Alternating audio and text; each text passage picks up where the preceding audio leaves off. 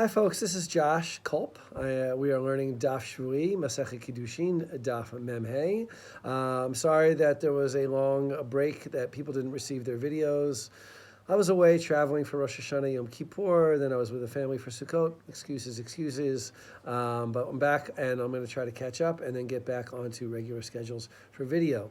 I wanted to explain what Ma'amar was and maybe a little bit about what Zikah is. In the beginning of our Daf, we have a piece that says if this girl dies who was nitkadsha shelo ledat aviha, she was betrothed without her father's consent, and then she becomes liable for yibum.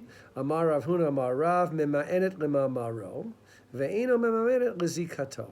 She has to do refusal if he did ma'amar, but she doesn't need to do refusal if there was only zikah. And I explained what the particular context was on the daf, and I want to explain a little bit of the history of ma'amar. Ma'amar is basically, you should think of it as kiddushin in the case of yibum. In other words, a woman was married to somebody, or at least betrothed to him. He died. She became liable for yibum, levirate marriage, with her dead husband's brother. According to the Torah, the way to consummate this marriage is just Yavama Yavo Aleha, or Yavam should just go and basically marry her, or have sex with her. The way that Yibum is solidified such that Chalitza, the release from Yibum, is no longer possible, is through sexual relations, according to the rabbi's reading of it, and does seem to be close to the pshat of the Torah. But the rabbis, for several possible reasons, institute something called ma'amar, which is like kiddushin.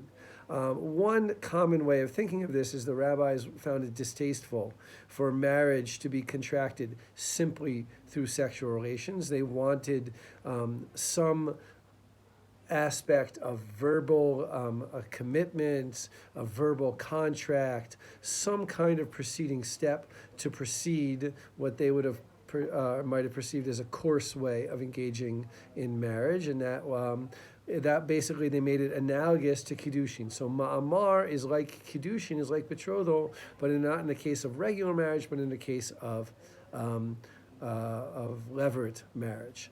Now, what's interesting about ma'amar, and there's a lot of material in Yevamot about this, is that ma'amar is of rabbinic status. So when a woman is betrothed, she is dioraita, biblically connected to her fiance, to the ma'ares, or the mekadesh.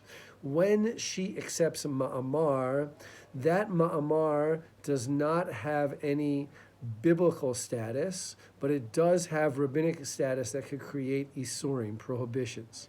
Okay, what that means is, and it's explored a lot more in Masechet Yevamot in the Mishnah, is that, for instance, if there's three brothers and she does ma'amar with one of them, she will need a get to be able to be released, and she can no longer have yibum with the other two. Okay, but if she did have yibum with the other ones, she will need a get from one of the other ones as well. In other words, it's a case where she shouldn't have yibum with another brother, but if she does, there's consequences to it.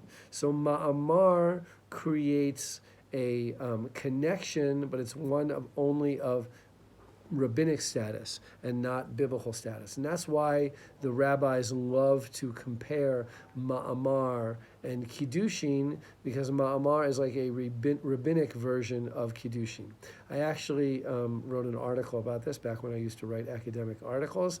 You can find it under my name under academia, and it's a little bit about the organizational principles of the Mishnah, where I go through the 5th chapter of Mishnah Yevamot and talk about how that Mishnah was put together in order to highlight the different opinions as to the validity of ma'amar.